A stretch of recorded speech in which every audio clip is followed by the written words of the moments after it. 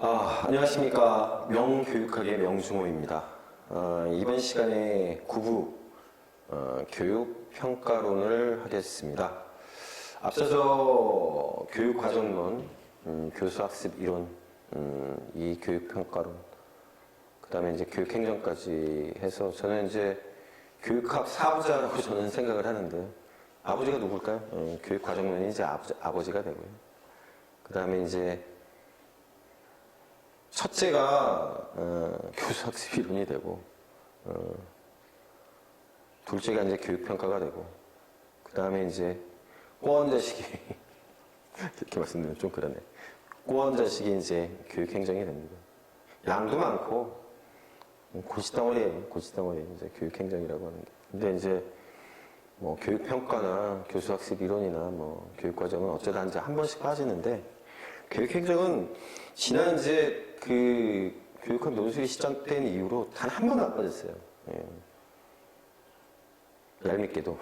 그래서 근데 어떤 면에서 보면 뭐 그렇게 교육학, 본래적 교육학 면으로 보면 교육행정이라고 하는 게 그렇게 중요한 것은 아닌데, 희한하게도 교육행정은 계속 들어가더라고요. 그래서 이제 꼬원자식 같은 이제 그런 느낌이 드는 거죠.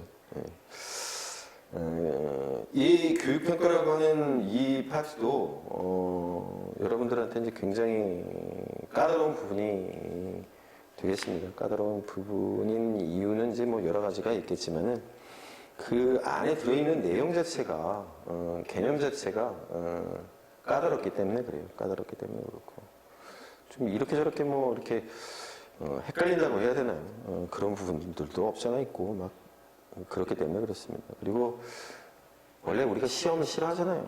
이 평가라고 하는 게 시험이잖아요, 시험. 그러다 보니까 이제 그 안에 이제 그 들어가는 어떤 개념 자체가 정말 이제 사회가 진짜 수리를 많이 활용하는 이제 사회과학적인 그런 것들이 들어가 있어서, 또 많은 분들이 특히나 이제 인문계열 쪽에 계신 분들 수학 싫어하잖아요. 수학 싫어하니까 수학과 비스무리한 막 이런 내용들이 나오니까 이제 어렵게 느껴지는 겁니다. 자, 교육평가의 기초 처음부터 한번 볼게요. 이제 교육평가라고 하는 것을 갖다 한번 보면 1930년부터 이제 사용됐다고 얘기가 되어 있어요. 이밸류에이션이라고 하는 말이, 교육 과정과 교수 프로그램에 비추어서 교육 목표가 얼마만큼 달성되었는가를 판단하는 행위를 교육평가라고 한다. 교육활동의 결과를 일정한 평가 기준에 따라 기술하는 과정이고, 교육활동을 통해 교육 목적이 얼마나 달성되었는지를 파악하고 미래의 교육과정과 교육계획을 수립하는 데 도움이 되는 자료를 얻는 활동입니다. 그래서 이제 에듀케이셔널 테스팅이라고 하는 말이 나와요. 교육 측정. 교육에 관한 현상을 객관적인 수치나 양으로 나타내는 활동이고, 교육평가, 우리가 이제 쓰는 평가라고 하는 것은 교육 측정에서 얻어낸 자료를 기초로 가치 판단을 내리는 활동이라고 되어 있어요. 가치 판단을 내리는 겁니다. 그래서 측정된 어떠한 그 수치, 양, 이런 것들을 갖다 얻어내는 것이 측정이라고 하는 거고, 평가라고 하는 것은 그거에 가치를 덧붙이는 행동이죠. 기능을 보면 학습과 교육 과정에 도움을 주어서 학습을 극대화하려는 목적이 있고, 학업 성취 수준을 평가하고 교육의 질을 향상시킬 수 있습니다. 교육 과정, 교수학습 프로그램, 교육 자료 등을 개선해서 수업의 질을 제고하고, 정책 구안이나 의사결정을 위한 기초를 제공하고, 학습자의 진로 지도를 위한 정보를 제공하고, 교육 프로그램의 교육적 효과를 평가하고, 교육의 재반 문제를 이해하고 올바른 교육 정책을 수립하는 데 도움을 주고, 생활지도의 기본 자료를 제공하고 선발의 기능이 있습니다. 평가라고 하는 게 굉장히 중요하죠. 그 아이가 어느 정도로 성장을 했는지, 어느 정도로 발전을 했는지, 학습이 제대로 이루어졌는지, 그런 것들을 갖다가 이제 알아봐야지 되는 거 아니겠습니까? 그래서 교육평가에 이제 관점이 있어요. 선발적 교육관, 측정관이라고 얘기하고, 두 번째로 이제 거기 보면 발달적 교육관, 평가관, 207페이지에 나오는. 세 번째로 인본주의 교육관, 총평관. 이게 이제 세 가지로 나누는데, 선발적 교육관. 이게 뭔가 좀 우리 흔히 얘기하는 대로 좀 껄쩍지근하잖아요. 선발이라고 돼 있으니까. 교육을 통하여 달성하려는 교육 목표나 교육 수준에 도달할 수 있는 사람은 어떤 방법을 동원하더라도 일부이거나 소수에 지나지 않는다는 신념을 가진 교육관이에요. 나쁜 신념이죠? 그렇죠. 성적 우수자 선발과 개인차 변별에 이제 초점을 두고, 학습자가 어떤 특성을 소유하고 있는가를 양적으로 표현하는 측정과 관련이 되어 있는 겁니다. 측정. 왜 측정하겠어요? 선발하려고. 모든 실제나 인간 행동 특성은 안정성이 있어서 정확하고 정밀하게 측정 가능하다. 검사의 신뢰성과 객관성을 중시하고 신뢰성이 높은 측정을 위해 표준화된 절차와 방법을 요구한다. 상대평가입니다. 상대적으로 평가하는 거예요. 얘보다 얘가 낫다. 측정의 정확성을 정의하는 환경의 효과를 통제하거나 극소화하는 데 관심을 두고 선발, 분류, 예언, 실험 이런 것들이 이제 관심이 되는 거예요. 과학 성취의 실패는 학생의 책임이에요. 네가 공부 안 해서 그래. 선발 교육의 장점은 능률성이 있다. 그래서 선발적 교육과는 인간 행동의 변화 가능성에 대해 부정적인 견해를 보인다. 두 번째, 발달적 교육관, 평가관 이렇게 되어 있죠. 예. 그래서 의미를 한번 보면은 적절한 교수 학습 방법만 제시할 수 있다면 누구나 의도하는 바에 교육 목표를 달성할 수 있을 것이라는 신념을 가진 교육관이다. 우리 이제 앞서서 살펴봤던 완전학습 모형에 해당이 됩니다. 그렇죠? 블룸이 얘기했다. 그래서 교육을 통한 인간 행동 변화의 가능성에 대해 긍정적인 입장을 취하고 인간은 개발될 수 있는 잠재 가능성이 크다. 그래서 발달적 교육관이라고 하는 것은 교육 목표 달성에 초점을 두고 학습자 개인차 변별보다는 학습자의 교육적 변화에 영향을 주는 교수 방법과 관련된 변수에 관심을 가지는 평가관과 관련이 되어 있다. 그래서 이제 우리가 이제 뒤에서 배우게 될 수행평가. 제가 항상 말씀드린 전가의 보도라고 얘기했잖아요. 수행평가. 학교 현장에서 제일 많이 얘기되는 게 바로 이제 수행평가고, 여러분들이 사범대학교 다니면서 많이 하는 게 이 수행평가들이에요. 예, 많이 이제 실습을 해보는 게, 실현을 해보는 게 바로 이제 이 수행평가인데, 그래서 수행평가라고 하는 것이 바로 이 발달적 교육관, 완전 학습 모형, 아이들은 개발될 수 있는 잠재 가능성이 크고 잘만 이끌어주고 평가가 앞서 이제 나왔던 것과 같은 선발적 교육관, 측정관이 아닌 그런 관점에서 아이들을 갖다가 파악하고 하면 아이들은 잘 될 거다라고 하는 게 바로 그 수행평가에 이제 담겨 있는 어떤 정신이거든요. 근데 이제 누누이 이제 말씀을 드리지만 어렵습니다. 어려운 과제고요. 수행평가라고 하는 것이 코에 걸면 코걸이, 귀에 걸면 귀걸이의 측면이 없잖아 있어요. 그러니까 수행평가라고 하는 것을 교사 개인한테 이제 전적으로 책임을 떠맡기는 이제 그런 상황도 발생이 되고, 그리고 수행평가와 관련해서 전문 교과 영역에 있어가지고 그런 이제 교과 배우는 것도 중요한데, 그걸 갖다가 이제 좀 더 체계적인 어떤 교육 과정으로 잘 승화시킬 수 있어야 되고, 또 주변의 어떤 조건이나 환경들 같은 것들이 수행평가라고 하는 것을 잘 수행할 수 있도록 해줘야 되는데, 어려운 문제입니다. 전부 다 이제 돈이 들어가는 문제고, 그래서 어려운데, 어쨌든 발달적 교육관이라고 하는 게 바로 이제 수행평가하고 이제 연결된다라고 하는 것을 기억을 해 두시고, 그래서 특징이 뭐냐면 모든 실제나 인간 행동은 안정성이 없고 항상 변화한다. 그러니까 변화할 수 있어야지 발달을 하겠죠. 검사의 내용 타당성과 목표 타당성을 중시하며 교육 목표 달성에 관한 증거에 관심을 갖는다. 이제 요 교육 목표 달성에 관해서 이제 관심을 갖는다라고 하는 게 이 내용 타당성하고 목표 타당성에 해당되는 얘기예요. 뒤에 이제 우리가 측정 도구들과 관련해 가지고 이제 타당성, 신뢰성, 객관성 이런 것들을 갖다가 이제 살펴보게 될 텐데, 바로 이제 말 그대로입니다. 내용이 얼마나 타당하냐, 내용 타당성이라고 하는 게. 그러니까 측정하고자 하는 것이 그런 어떤 특성이라든지, 속성, 이런 것들을 갖다가 이제 제대로 반영을 하고 있느냐. 그 속성이나 특성을 갖다가 잘 측정하고 있다라고 한다면 그것은 교육 목표를 제대로 달성할 수 있느냐 없느냐를 갖다가 측정하는 것하고 이제 같은 얘기가 되겠죠. 목표 타당성이라고 하는 건 말 그대로입니다. 지금 어떤 평가, 검사를 하는데 그것이 목표와 부합하느냐, 잘 맞아 떨어지느냐, 그것이 이제 바로 목표 타당성이 되겠죠. 그래서 절대평가입니다. 절대평가. 준거지향평가. 그래서 일정 점수 이상만 얻으면 그 학생은 제대로 교육을 받고 학습을 받고 하는 것으로 이제 평가를 하는 거죠. 환경을 평가에 영향을 미치는 유의미한 요인으로 봅니다. 당연히 그러겠죠. 이거는 뭐 평가 결과는 평점, 자격 수여, 배치, 진급 등 개인을 분류 판단하는 데 사용하고, 교육평가는 계속적이고 종합적이어야 하고, 과업 실패의 책임은 교사에게 있습니다. 그러니까 환경을 평가에 영향을 미치는 유의미한 요인으로 본다라고 하는 의미가 그거예요. 앞서서 측정관 같은 경우에는 이 과업 실패의 책임이 누구한테 있어요? 그 아이한테 있다고요. 그 아이의 내적인 능력이라고 하는 것을 갖다가 그냥 그대로 평가하기 때문에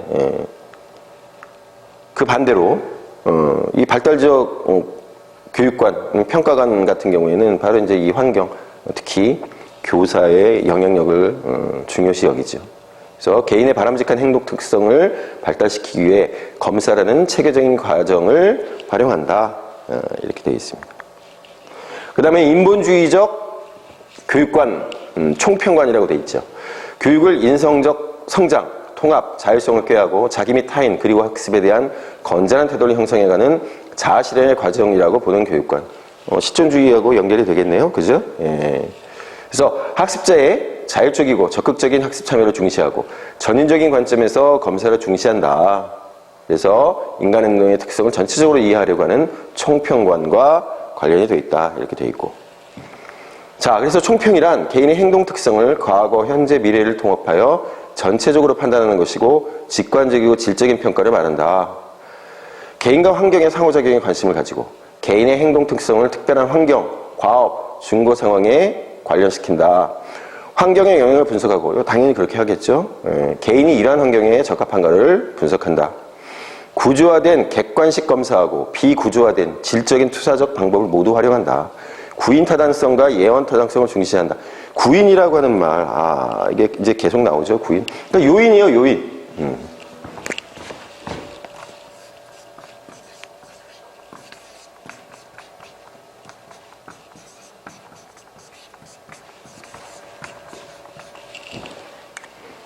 요인.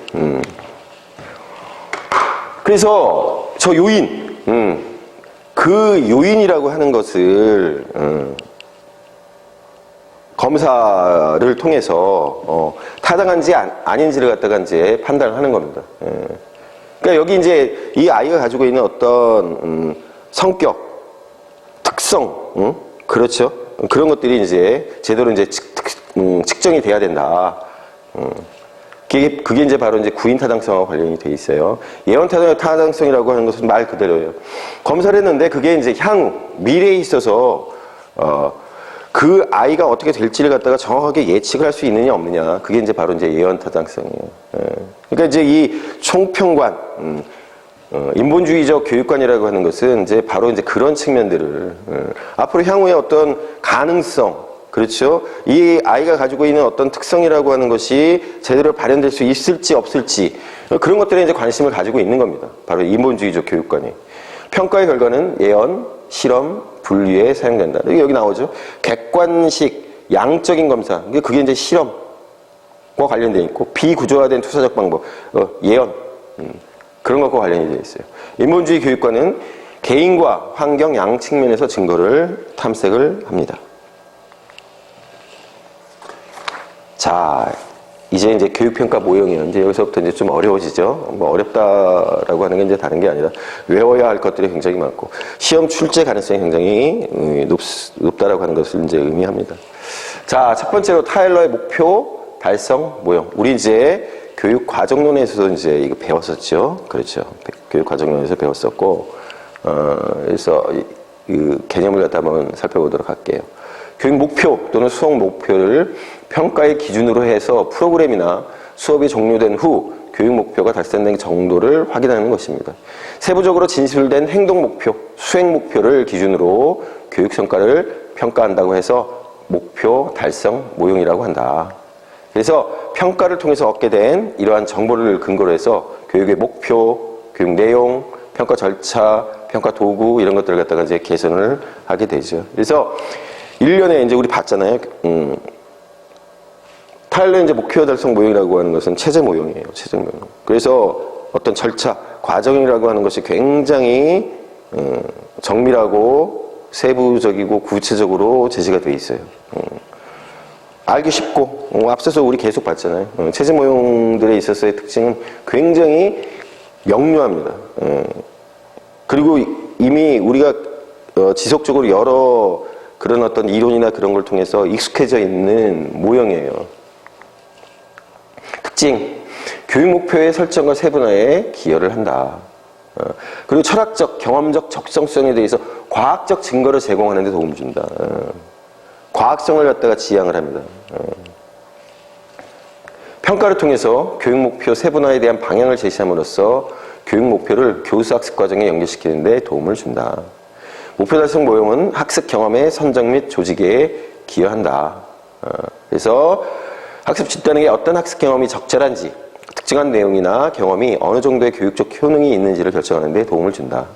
지식의 구조와 학습 과정의 구조가 어느 정도 일치하는 것에 관한 정보를 제공해 준다.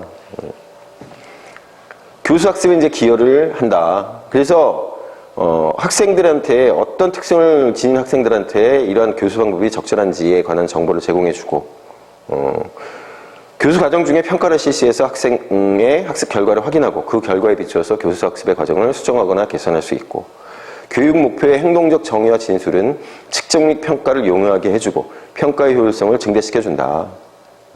교육 목표와 학생 성취 간의 합치 여부를 체계적이고 논리적으로 검증할 수 있고 그래서 학교에서 학교 현장에서 많이 쓰입니다.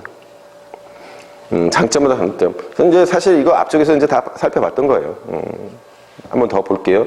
교육 목표를 행동적 영어로 진술하여 명확한 평가 기준을 제시해 줌으로써 평가 기준에 근거하여 과학적으로 접근할 수 있다. 교육의 목표, 내용, 평가 간의 논리적 일관성을 유지하고 평가를 통해서 교육 목표의 실현 정도를 명확하게 파악할 수 있습니다. 교육에 있어서 목표의 중요성을 강조를 해서 교육 프로그램 개발자나 교사들로 하여금 결과 확인을 통해서 자신들의 교육 활동에 대한 책임성을 갖도록 자극한다. 단점, 학생의 모든 행동 변화를 행동적 교육 목표로 진술하고 그 성취 정도를 판단한다는 것은 불가능하다. 이런 것들을 이제 강구한다고 하는 거죠. 그렇죠. 전부 다 일일이 세부적으로, 구체적으로 하기는 어렵기 때문에 그렇죠. 뭐 그런다고 해서 다른 데에 있어서는 뭐 이런 측면에 있어가지고 어떤 장점을 보여주느냐? 그렇지도 않아요. 그렇지도 않아요. 행동적 용어로 진술하기 어려운 교육 목표는 처음부터 의도적으로 제외한다는 비판을 받는다. 그럴 수도 있고 아닐 수도 있어요. 그럴 수도 있고 아닐 수도 있고. 의도적으로 뭐 제외하고 싶어서 제외를 하겠습니까? 그런 건 아닌데 어쨌든 그런 측면이 있기도 하고 아니기도 하고 어쨌든 이런 비판을 받는다라고 하는 건 기억해 두시고 교육 목표로 설정되지 않은 교육의 부수적 결과 혹은 잠재적 효과에 대해서는 평가를 하지 않는다. 이 뭐겠어요? 잠재적 교육 과정을 강조하는 사람들이 이제 이런 비판을 하게 되겠죠.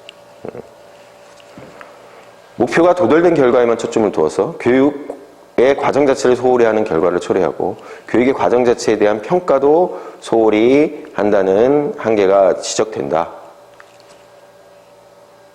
그럴까요?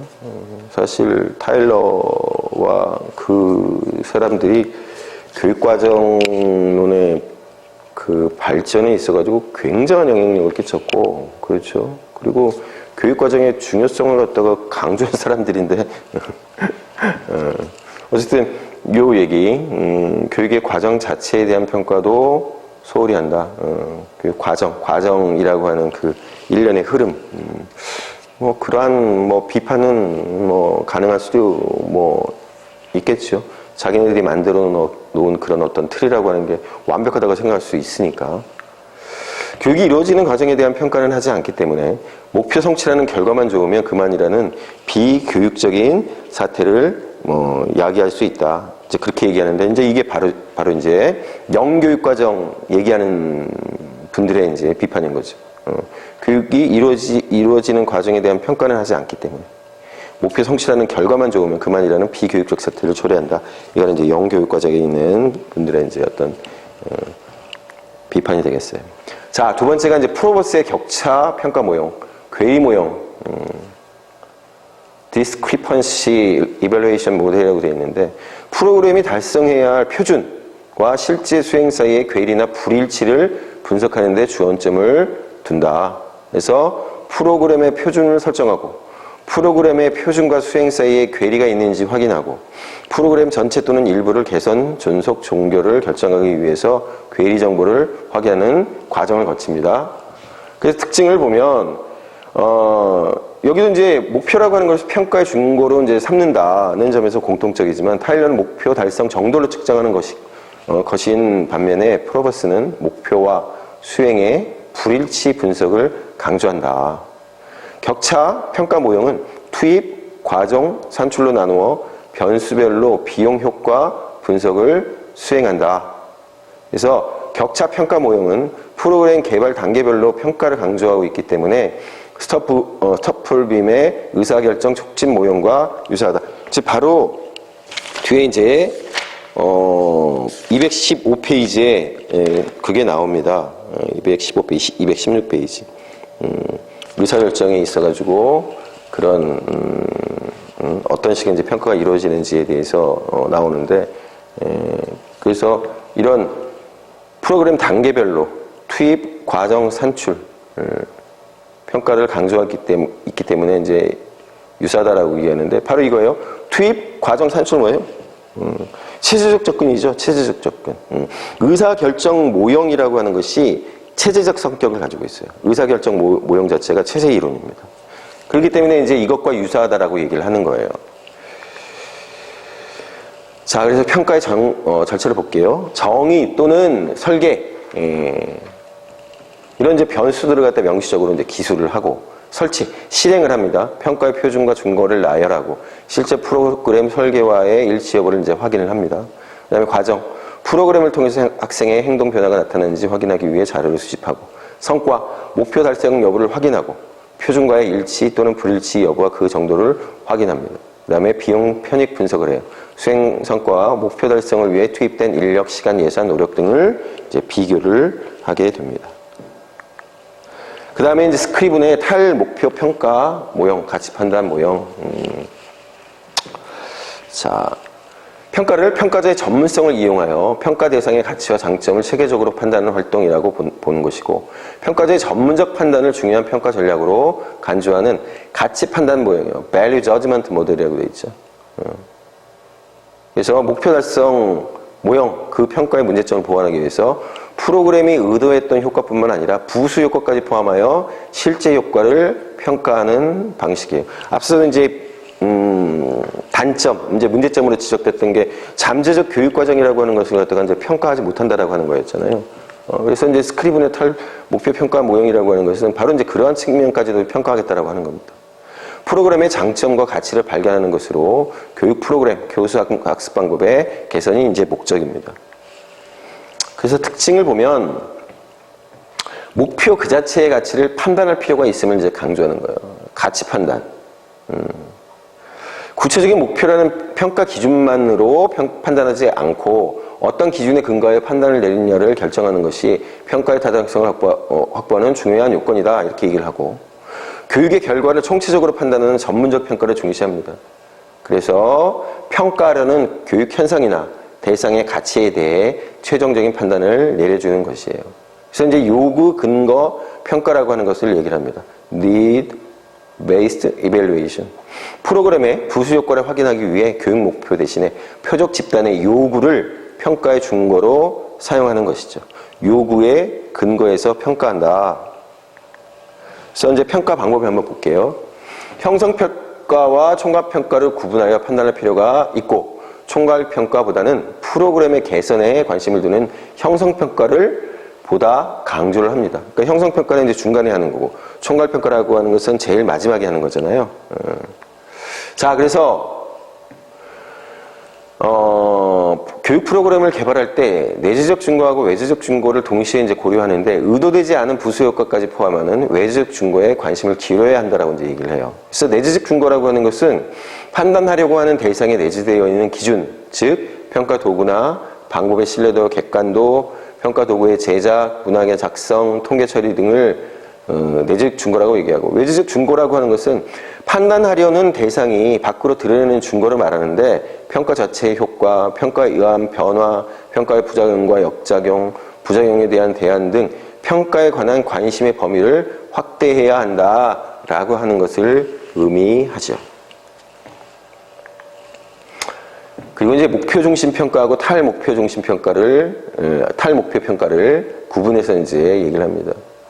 목표 중심 평가라고 하는 것은 프로그램의 효과나 가치를 평가할 때 프로그램의 목표에 근거해서 이제 판단을 내리는 것이고, 탈목표 평가라고 하는 것은 의도된 성과뿐만 아니라 기대하지 않았던 성과의 평가도 고려하는 거예요. 그러니까 이 탈목표 평가가 이제 중요한 것이 되겠죠. 비교 평가하고 비비교 평가를 이제 구분해서 비교 평가에 관여점을 두었다. 그래서 프로그램 중에 어떤 것이 우수하고 효과가 무엇인지를 비교해서 제시해 주어야 한다. 이제 이렇게 주장을 한 겁니다.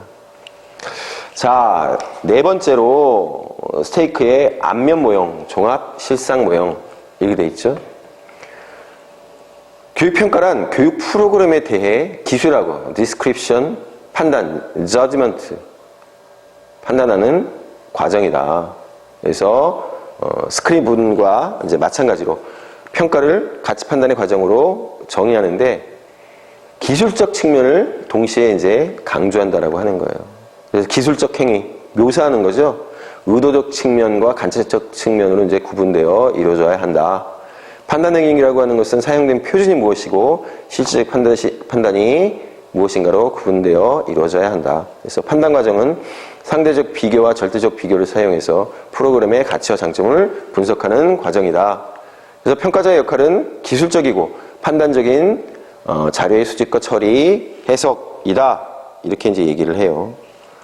그래서 이제 평가의 대상으로 이제 세 가지를 얘기를 합니다. 선행 요건, 프로그램 실시 이전의 학습자 및 교사의 특성, 교육 과정, 교육 시설, 학교 환경 등을 말하고, 실행 요인, 상호 요인이라고 하는 것은 수업 중 교사와 학생과 학생 간의 상호작용 과정으로 질의, 설명, 토론, 숙제, 시험 등을 말합니다. 성과 요인, 학습자의 학업 성취도, 흥미, 동기, 태도의 변화, 프로그램 실시가 교사, 학교, 학부모, 지역사회에 미친 영향 등 프로그램으로 인한 효과를 말합니다. 자, 그 다음에 이제 아이즈너의 예술 비평 모형입니다. 앞서서 이제 우리가 봤던 게, 예술적 접근 모형이 있었잖아요. 그래서, 교육과정이 있어서, 어떠한 측면들을 갖다가 이제 중요시 여겨야 되느냐. 그 이전에 이제 타일러의 논리에 따른, 그러한 측면이 아니라, 여기 나오는 것처럼 타일러의 공학적 모형이 가진 부작용을 제거하기 위해서 예술작품을 감정할 때 사용하는 방법과 절차를 교육평가에 활용한다. 예술작품을 감정할 때 사용하는 그러한 방법, 절차라고 하는 것을 교육과정에 집어넣어야 한다. 이제 그 연장선상에서 바로 이 평가라고 하는 것도 이제 이루어지는 겁니다. 예술적 비평에 의해 교육적 대상의 가치를 평가하는 것으로 인간의 경험에 의해 내면화된 비평적 표현 양식을 활용한다. 이렇게 되어 있죠. 그래서 이제 우리가 이거를 갖다 이제 참평가라고 하는 말로 얘기했었어요. authentic evaluation. 교육적 평가도 예술적 비평을 통해 생생하게 진행될 수 있다. 비평이란 대상의 질에 대해 해명하고 가치를 평가하는 것이다. 그래서 평가의 구성 요소로 감정, 감시관, 신미한, 평가하려고 하는 교육 현상의 성질, 효과, 가치를 인식하는 전문가 수준의 주관적 능력, 교육 비평, 평가하려고 하는 교육 현상의 가치, 진위, 정당성, 합리성, 통합성 등을 판단하여 기술하고 해석하고 평가하는 방법을 얘기하는데 어렵다고 말씀드렸죠. 이게 이제 그 주관성이라고 하는 측면이 사람들로부터 이제 신뢰성을 확보하기가 굉장히 어렵기 때문에 일단은 그런 어떤 방향성 내지는 일단 일종의 이제 철학적 접근 그런 측면에 있어서 이제 중요하게 이제 볼 수 있는 측면이 있습니다. 그래서 교육 비평의 이제 세 가지 측면으로 기술, 디스크립션, 특징과 특질을 생성의 기술하고 해석, 교육적 의미와 가치를 논리적으로 이제 설명을 해주고 평가, 교육적 의미와 가치를 질적으로 종합 판단하는 겁니다. 바로 이제 그게 이제 평가가 되겠죠. 기술하고 해석하고 그래서 평가를 내리는 이것이 교육 비평의 이제 세 가지 측면이고요. 그래서 절차를 보면 교육적 실제 상황에 대한 감상을 하고 기술적 측면에서 비평을 해주고 해석적 측면에서 비평을 해주고 평가적 측면에서 비평을 해주고 그래서 결론을 도출하고 재현을 하는 겁니다. 이거는 앞서서 이제 교육과정 모형에서 전반적인 내용들을 이제 살펴봤기 때문에 여러분들이 지금 이제 이 부분과 같이 앞서서의 그 교육과정의 모형을 한번 잘 살펴보시기 바랍니다. 자, 스토플 빔의 의사결정 모형 CIPP. 여기 이제 뭐라고 되어 있냐면 Context, Input, Process, Product, Evaluation 모델 이렇게 되어 있어요. 컨텍스트, 맥락, 그 다음에 인풋, 투입, 프로세스, 과정, 프로덕트, 생산물, 산출, 그렇죠? 그래서 이거를 딱 보면 이 스토플 빔의 의사결정 모형이라고 하는 것은 체제적 성격, 체제 이론적 성격을 가지고 있구나라고 하는 것을 기억을 하셔야 돼요. 인풋, 프로세스, 아웃풋 또는 프로덕트라고 하는 것이 딱 그런 체제 이론적 성격을 갖다가 이제 드러내는 것이고 사실은 많은 수험생들이 이제 어려움을 겪는 게 이제 이런 측면들 때문에 그래요. 지금 나오는. 그러니까 체제 이론이라고 하는 것이 가지고 있는 어떤 특성이 전형적인 사회과학적 접근을 의미하는 거거든요. 근데 이제 이렇게 불쑥불쑥 나옵니다. 불쑥불쑥. 기본적으로 교육평가라고 하는 이 학문 자체도 굉장히 어려운 건데, 평가라고 하는 게 어려워요. 왜 어렵냐면, 일종의 수학적, 그리고 이제, 사회과학적 연구 방법론이라고 하는 것이 그대로 적용이 되는 겁니다. 평가라고 하는 게. 기본적으로 평가라고 하는 것은 검증 과정하고 똑같거든요. 검증. 맞는지 틀리는지, 도달했는지 도달하지 않았는지, 진위라고 하는 것을 가려야 되잖아요. 논리적으로. 근데 그게 이제 말하자면 평가이고 그런 것들이 이제 검사, 검증이거든요. 그런데 이제 거기에 사회과학적인 어떤 틀이라고 하는 체제 이론이라고 하는 것이 또, 더 씌워지는 거예요. 그러니까 더 어렵게 느껴지는 겁니다. 자, 그래서 이제 한번 살펴보도록 하겠는데, 이 의사결정과 관련되어 있는 모형은 우리 뒤에 이제 교육행정 쪽에서 또다시 이제 살펴보게 될 겁니다. 그래서 이렇게 불쑥불쑥 나오기 때문에 이제 어렵죠. 교육평가를 교육과 관련된 의사결정자에게 유용한 정보를 제공함으로써 의사결정을 촉진하는 활동으로 이제 규정을 하는 겁니다. 그래서 교육평가의 1차적 기능을 교육 목표의 달성도를 확인하는 것이 아니라 교육에 관한 의사결정을 촉진하고 도와주는 관리적 기능이라고 이제 정의를 하는 거예요. 그래서 CIPP 평가 모형이라고 하는 것은 4가지 평가 유형으로 구성된 복합적 평가 모형이고 상황평가, 맥락평가의 컨텍스트, 그다음에 투입평가, 인풋, 과정평가, 프로세스, 산출평가, 프로덕트 그런 측면에 대한 이제 평가를 갖다가 의미를 합니다. 자, 그래서 평가 유형과 의사결정의 유형이라고 하는 것이 이제 나와요. 자, 이거를 사실 이제 어떤 측면에서 좀 살펴보아야 하냐면, 의사결정이니까요. 어떤 정책 결정을 하는 데 있어서 그런 어떤 중요하게 생각하는 각 단계별로 중요하게 생각하는 게 무엇일까라고 하는 걸 갖다가 생각을 해봐야 되는데, 제가 이제 예전에 예산과 관련해 가지고 일을 잠깐 한 적이 있었어요. 그러면 예산이라고 하는 것이 이제 짜여지는 과정을 보면 이제 교육부로 한번 따져볼게요.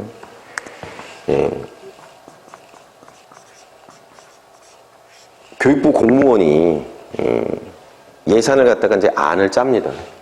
올해 학교를 하나 짓겠다. 학교를 하나 이제 지으려고 해서 이제 예산을 짜겠죠. 그래서 100원 이렇게 예산을 짭니다. 그리고 나서는 이제 교육부에서 지금 이제 재정경제부죠. 경제부 쪽으로 이거를 보내요. 우리가 이제 학교를 하나 세우려고 하는데 돈이 100원이 들어. 그러면 경제부에서는 여러 가지 이제 일종의 타당성 검사를 합니다. 일반적인 의미에서 타당성 검사를 해요. 그래가지고 이제 학교를 갖다가 그렇게 한 개를 짓는 게 맞는지부터 이제 타당성을 따져봐요. 그리고 이쪽에서 학교를 하나 짓는데 100원이라고 하는 것이 맞는지, 그 예산 산출이라고 하는 게 맞는지, 또 그거에 대한 타당성도 검사를 해요. 쭉 검사를 해서 여기서 야 그거 50원이면 돼 라고 산출을 해서 가지고 있어요. 그리고 나서 이거 보냅니다. 교육부에. 그럼 교육부에서는 난리가 나죠. 야 100원이 돼야 되는데. 그리고 나서는 이 예산안이라고 하는 것을 국회로 보내요. 국회로 보내서 여기서 이제 뭘 하냐면 예산 심의를 해요. 그래가지고 이제 얘기를 다 들어보는 겁니다. 교육부의 입장도 들어보고 재정경제부의 얘기도 들어봐요. 그래가지고 이제 예산 심의를 하는 겁니다. 우리 같은 경우에는 이제 국회 예산결산특별위원회라고 하는 것이 국정감사 끝나고 나서 꾸려져가지고 예산 심의에 들어가요. 그래서 봤더니 교육부 얘기가 타당하고 또 그쪽 학교를 짓는 국회의원이 힘이 센 사람이에요. 야 150원. 그러면 경제부가 난리가 나겠죠. 야 난리가 날 겁니다.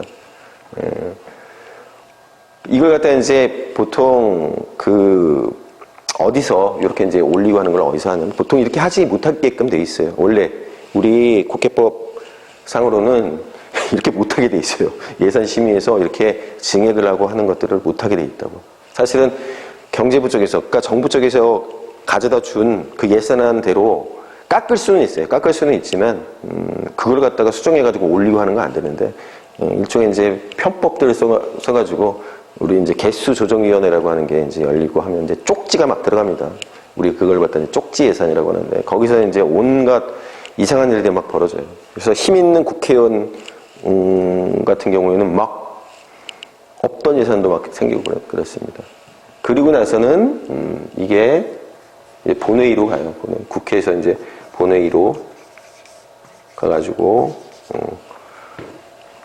이거 좀 심하지 않냐? 개수 조정 뭐 하고 어쩌고저쩌고 해가지고 뭐 이렇게 또 조정을 한 다음에 이제 의결을 하죠. 의결을 한 결과 200원이 돼버려요. 이런 일도 이제 벌어지기도 하는데 아주 특별한 거예요. 알고 봤더니 국회의장님이 또 저 학교에 대해서 관심을 가지고 있어요. 그래서 100원이었던 게 200원이 돼요. 교육부에서는 신나겠죠. 이제 바로 이제 이게 뭐예요? 의사결정이에요. 의사결정. 자, 그래서 제가 요 이제 그 217페이지에 나오는 걸 갖다가 먼저 한번 보고 앞으로 가가지고 설명을 해볼게요. 자, 상황평가가 있고, 그 다음에 투입평가하고 과정평가하고 산출평가를 하게 돼 있어요. 상황평가라고 하는 것은 맥락평가잖아요. 전체적인 어떤 상황을 갖다 보는 겁니다. 그러니까 지금 이제 단순히 이 학교라고 하는 측면에서 이제 제가 이 의사결정이라고 하는 걸 이렇게 봤는데 전체적인 차원에서 한번 보는 거예요. 교육에. 그럼 이제 제일 먼저 튀어나오는 얘기가 뭐라고 튀어나옵니까? 얘기가. 다 싹 갈아엎어야 돼. 응?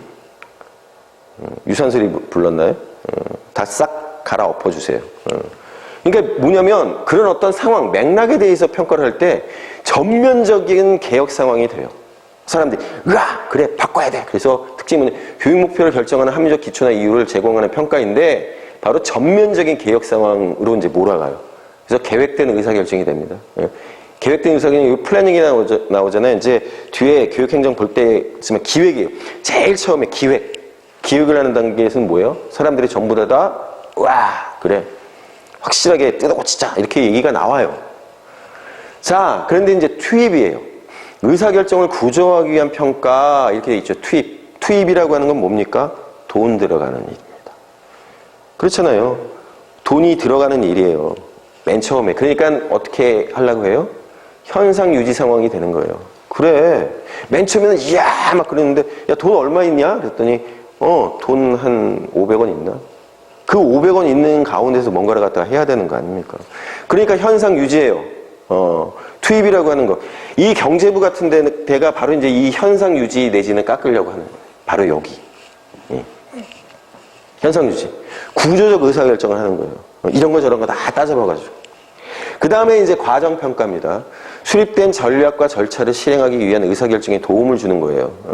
그러니까 투입은 맨 처음에 이제 의사결정을 구조하기 위한 거고, 요걸 갖다가 이제 실행하기 위해서 과정이에요, 과정. 그러면 점진적 개혁 상황이 돼요. 수행적 의사결정이라고 그러잖아요. 뭔가를 갖다 직접 해봐야 되는 거예요. 바로 여기에 들어간다고 얘기할 수 있어요. 두 번째. 뭐냐면, 야, 근데 지금 이제 뭔가, 의욕적으로 우리가 시작을 했고, 그런데, 너희들 말이야, 그냥, 복지부동, 그렇게 그냥 현상 유지하려고 해? 야, 좀 더 긍정적으로 한번 생각을 해보자. 그게 뭐예요? 점진적 개혁 상황인 거예요. 그러니까 그게 이제 여기서 이제 벌어지는 일입니다. 두 번째 단계에서. 그리고 나서는 이제 산출평가지요. 달성한 성취를 측정 해석해서 판단하는 거예요. 혁신적 변화 상황이라고 되어 있잖아요. 산출평가. 자, 이렇게 해가 딱 만들었는데, 이야, 이거 문제가 많아. 또 이렇게 얘기가 나요. 우리 매번 겪는 거잖아. 이야, 해봤더니, 이야, 이 공무원들 문제도 많고 말이야. 교육부 믿었더니 말이야. 학교 지어놨는데, 난리공사 해놓고, 이거 참 문제가 많아. 이거 뜯어 고쳐야 됩니다. 이거 국회의원들 나와가지고 또 얘기를 합니다. 이제 이거 이제 끝나고는 지네들이 의결을 해놓고, 내년도에 가가지고 이제 국정감사를 가잖아요. 국정감사. 국정감사를 가면 바로 국정감사가 뭐예요? 산출평가를 해요. 그러면서 여기서 이제 비난을 합니다. 질책을 해요. 그러면서 뭐라고 얘기합니까? 다 뜯어 고쳐야 됩니다. 이거 우리나라 공무원들 진짜 문제가 많습니다. 이거, 지네들이 다 통과시켜 놓고 나서, 국회의장도 숟가락 얹고, 그죠? 해당 그 학교 만들어지는 지역구의 국회의원도 숟가락 얹고 그래갖고 의정 보고서 막 해갖고 막 요란 복적지근하게 막 플랜카드도 막 자기네들이 붙여놓고 나서는 또 국정감사를 가면 비난하고 질책을 하면서 얘기를 합니다. 이야 역시 우리 교육계는 이거 안 됩니다 막 이러면서 그게 뭐예요? 혁신적 변화 상황 그래서 재순환적 의사결정을 한다. 이제 바로 이제 그 과정이에요. 그렇게 딱 이해하시면 돼요. 요게 이제 딱 그런 상황이 되는 겁니다. 그래서 볼게요. 상황평가, 맥락평가라고 하는 것은 아까 말씀드렸던 것처럼 전체적인 측면에서 이제 맥락을 평가하는 거죠. 그래서 전면적인 이제 개혁 상황을 얘기하고 그러면서 이제 계획된 의사결정을 하게 돼요.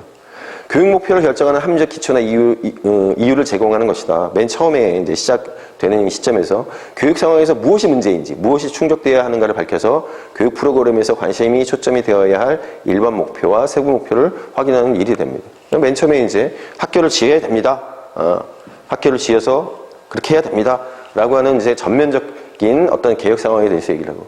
그래서 상황평가의 결과는 이미 설정 운영되고 있는 목표와 새로 설정된 목표 간의 우선순위를 검토해서 조정하고 바람직한 변화를 결정하기 위한 기초자료로 활용이 된다. 그 다음에 투입평가예요. 현상 유지 상황, 구조적 의사결정이라고 했잖아요. 재정경제부에서 자기네들이 해왔던 대로 비용 편입 분석 탁 해갖고 50원 이렇게 얘기한 겁니다. 그래서 의사결정을 구조화하기 위한 평가다. 목표 달성을 위한 전략과 절차의 설계를 위해 의사결정하는 데 필요한 정보를 수집하고 제공한다. 여기 나오죠. 투입할 수 있는 자원, 시간, 예산에 비추어서 여러 대안을 고려하고 평가 과정에서 발생하는 문제점을 검토함으로써 실패의 위험이 있거나 자원 낭비에 그칠 수 있는 성을 피하도록 정보를 제공하는 거예요. 재정경제부에서는 그렇게 평가를 하는 거예요. 저 학교 100원 아닙니다. 50원만이라도 충분히 지을 수 있고 운영할 수 있습니다. 라고 이제 얘기를 해주는 거죠. 그러면서 이제 과정평가에 들어가요. 점진적 개혁 상황, 수행적 의사결정이잖아요. 야, 그런데 말이야. 학교 그거 제대로 운영하고 그렇게 하려면 그래도 좀 긍정적으로 예산도 좀 많이 주고 그렇게 해가지고 학교 제대로 해야 되지 않겠어? 그래서 수립된 전략과 절차를 실행하기 위한 의사결정에 도움을 주는 평가예요. 프로그램의 실행 과정에서 프로그램의 운영 방법과 절차를 수정, 보완하는 데 필요한 정보를 수집해서 제공함으로써 프로그램의 운영 상황을 검토하는 것이다. 참여자들이 얼마나 그들의 역할을 잘 수행하고 있는지를 주기적으로 평가하는 것이다. 주로 참여 관찰, 토의, 설문조사 등의 방법이 사용된다. 이제 요거는 요거는 이제 예를 든 거고요. 이제 과정평가라고 하는 것이 이렇게 구체적으로 이렇게 이루어진다라고 하는 겁니다. 그러면서는 산출평가를 하게 되죠. 혁신적 변화 상황, 재순환적 의사결정. 이제 다시 이제 피드백으로 가는 거예요. 피드백. 달성한 성취를 측정해서 판단하는 것입니다. 프로그램이 끝난 후 프로그램의 효과를 측정하는 평가로 사용자의 요구에 비추어서 프로그램의 성과를 정확하게 판단하는 것입니다. 의사결정을 순환시키는 데 도움을 주기 위한 평가고, 산출평가의 방법으로는 미리 설정된 프로그램의 목표에 비추어서 성과를 비교하거나 다른 유사 프로그램의 성과와 비교하는 방법이 있다. 그래서 여러분들 이제 교육평가라고 하는 것은 기본적으로 이제 시험이잖아요. 시험. 우리는 학생들의 어떤 수업을 통해서 얻어진 어떤 능력이라고 하는 것이 어느 수준인가를 갖다가 이제 평가하는 그 시험의 평가라고 하는 게 이제 맞춰져 있다라고 한다면, 지금 여기서 얘기되고 있는 이 리얼 산출평가의 방법에서 프로그램 이런 것들은 기본적으로 이제 정책 평가에 들어가는데 굉장히 어렵습니다. 굉장히 어려워요. 선형, 비선형 막 얘기 나오면서 복잡한 수식들이 막 들어가기 시작하고 수학이 되죠. 수학이 돼요. 그래서 이제 어려운데, 이제 우리는 그 정도 수준까지는 아니고요. 지금 여기 나오는 이런 이제 이 평가라고, 특히나 스토플룸의 의사결정 모형 같은 경우에는 굉장히 이제 어려운 그런 이제 평가 방법이 이제 동원되는 겁니다. 이거는. 자, 그래서 이제 요 설명을 드렸었고요. 장점과 단점. 기존의 평가 모형에 비해서 더 폭넓은 대상을 평가 대상으로 포괄할 수 있고, 프로그램의 여러 상황 및 국면에 대한 평가가 가능하고, 그래서 프로그램의 어떤 단계에서도 평가가 가능하다. 의사결정과 평가 간의 체계적 접근, 나왔죠? 체계적 접근이 가능하다. 평가가 의사결정권자에게 유용하고 의사결정의 평가에서 핵심적인 역할을 한다. CIPP 평가와 책무성 간의 관계를 정립하는 데 기여할 수 있다. 이제 이렇게 얘기가 되고. 단점, 가치 문제를 별로 고려하지 않는다. 이제 그런 게요. 왜 그러냐면, 이 안에 지금 들어가는 어떤 평가 방법이라고 하는 게, 우리가 이제 일반적으로 얘기하는 비용 편입 분석이에요. 예산 얼마에 결과 얼마. 얼마의 돈이 들어가서 얼마의 산출물이 나오고. 그래서 이제 가치 문제라고 하는 거에 이제 별로 관심이 없다라는 비판을 할 수가 있는 거예요. 의사결정 과정이 명확하지 않고 그 방법이 정의되지 않았다. 이거는 이제 좀 더 심도 있게 이 안의 내용을 살펴볼 수 있을 때 사실 이제 이 얘기를 할 수 있는 건데, 일종의 이제 그런 거라고 볼 수 있어요. 이런 식의 어떤 평가라고 하는 것이 교육평가, 특히나 이제 교육 프로그램을 갖다가 짜는 데 있어서 들어가야 되지 않을까라고 하는 어떤 방향성과 관련이 되어 있습니다.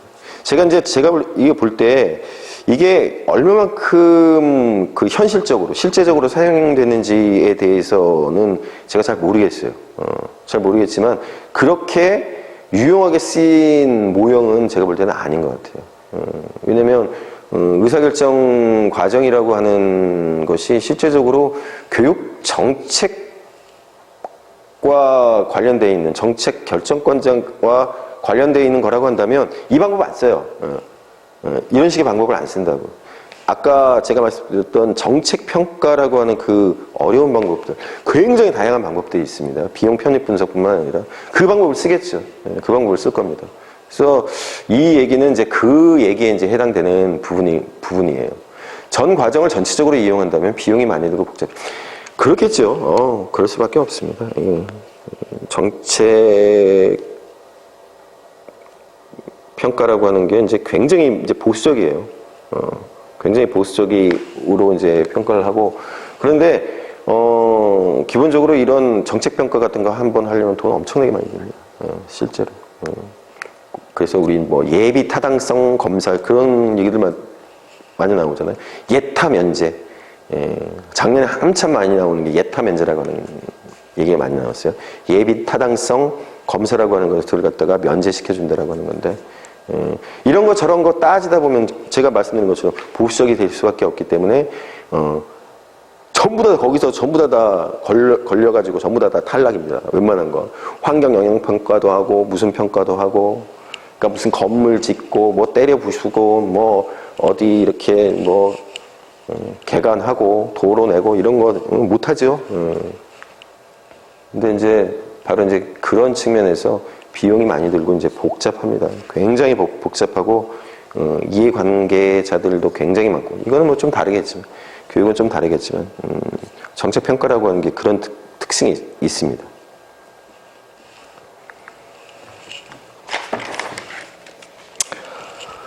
자, 그 다음에 스티븐스의 소비자 중심 평가 모형. 교육 상품 및 교육 서비스에 대해 교육자, 학부모, 학생들이 현명하게 선택, 구입하는 데 도움을 주기 위해 정보를 수집하고 제공하는 평가이다. 중립적인 입장에서 교육 상품과 서비스를 평가하여 교육 소비자가 현명하게 선택, 구입하는 것을 돕기 위한 목적으로 등장하였다. 그래서 소비자 중심 모형에서는 요구 상정, 탈목표 평가, 인과관계 확인 방법, 비용 편입 분석과 같은 방법을 활용한다. 이렇게 돼 있죠. 그래서 절차를 보면 대리 평가자를 선정한다. 교육 소비자를 대신해서 프로그램의 질을 객관적으로 평가할 수 있는 전문적인 지식과 경험을 가진 대리 평가자를 선정을 하고, 자원 인사를 동원합니다. 교육 프로그램을 분석 평가하는 데 도움을 줄 수 있는 각계각층의 자원 인사들을 동원을 하고, 요구 사정을 실시하죠. 교육 소비자의 프로그램에 대한 요구사항이 무엇인지를 조사 분석을 하고 평가 준거를 결정을 하겠죠. 어느 정도 수준이 되어야지 이게 평가를 통과한 것이다.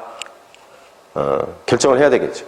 프로그램에 대한 요구사항을 중심으로 프로그램을 선택 결정하는 데 필요한 항목과 준거를 결정을 하고, 평가 방법, 평가 항목과 준거에 비춰서 체크리스트법, 뭐 기능 분석, 비용 편입 분석, 실험 설계 등을 통해서 적절한 평가 방법을 결정을 합니다. 그 다음에 자료 수집 및 정리를 하고, 그래서 보고서를 작성해서 교육 소비자에게 제시를 하는 과정, 이렇게 이제 절차가 이어지게 됩니다.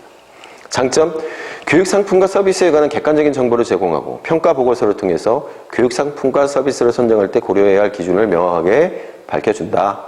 교육 상품과 서비스에 대한 평가 결과를 생산자에게 피드백하여 더 우수한 상품과 서비스를 개발하도록 자극할 수 있다. 이렇게 되죠. 자, 구버와 링컨의 자연주의적 평가 모형입니다. 프로그램의 내용 구성, 운영 과정, 효과 등에 관한 정보를 자연주의적 탐구 방법, 현상학, 해석학 등을 이용하여 수집, 제공하는 평가 방법이에요. 그러니까 인위적으로 조작하는 실험보다는 실제 상황에서 사례 연구 형태로 데이터를 수집 분석해서 평가를 실시하는 것입니다. 평가 결과는 수용하지 않고 질적으로 나타내는 것이 자연주의 평가 모형의 이제 특징이죠. 자, 그래서 인간을 단순화시키는 시도를 배격하고 총체적 관점에서 가치의 다양성과 개별성을 인정하고 역동적으로 이해하려 한다. 관찰이나 발견을 통해 자료를 수집하되 직관, 통찰, 연역적 추리 과정을 함께 동원한다. 표준적인 평가 절차에 구애받지 않고 평가 활동의 진전 상황에 따라 평가 과정을 융통성 있게 변경, 조절하면서 진행한다.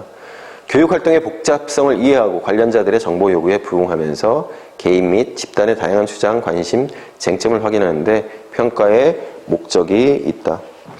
일종의 방향성을 제시하는 겁니다. 일종의 방향성.